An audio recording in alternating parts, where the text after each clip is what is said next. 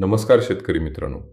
स्वतःच्या मालकीच्या शेतजमिनीतून शेतपानांत रस्ता जाऊ देऊ नये म्हणून कायदेशीर आणि व्यावहारिक मार्ग आहेत. महाराष्ट्र शासनाच्या नवीन नियमांनुसार जुना वहिवाटीचा रस्ता बंद करणे बेकायदेशीर ठरू शकते. परंतु जर तो रस्ता तुमच्या अधिकृत मालकीचा असेल तर कायदेशीर पर्यायाद्वारे तुम्ही दाद मागू शकता.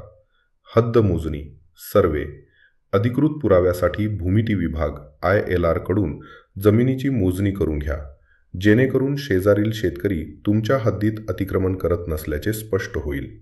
कायदेशीर नोटीस, शेजाऱ्याने परस्पर रस्ता काढल्यास किंवा अतिक्रमण केल्यास वकिलामार्फत कायदेशीर नोटीस पाठवून मनाई करा. तहसीलदारांकडे रस्ता वाद निवारण अर्ज, जर शेजाऱ्याला शेतात जाण्यासाठी पर्यायी रस्ता उपलब्ध असेल तर पूर्वीच्या रस्त्याव्यतिरिक्त नवीन रस्ता मागण्याचा हक्क त्यांना नसतो. याबाबत महाराष्ट्र जमीन महसूल संहितेनुसार तहसील कार्यालय येथे तक्रार दाखल करा. दिवाणी न्यायालयात दावा, जर शेजारी बळजबरी करत असतील तर दिवाणी न्यायालयात सिव्हिल कोर्ट जाऊन मनाई हुकूम स्टे ऑर्डर आणा. शासकीय योजनेचा पर्याय, जर गाव नकाशात व्हिलेज मॅप पूर्वीपासूनच पाणंद रस्ता असेल तो मुख्यमंत्री बळीराजा शेत पाणंद रस्ते योजनेखाली येतो. यासाठी जमीन मालक म्हणून प्रशासकीय अधिकाऱ्यांना महसूल विभाग सांगून योग्य रस्ता आखून देण्याची विनंती करता येईल.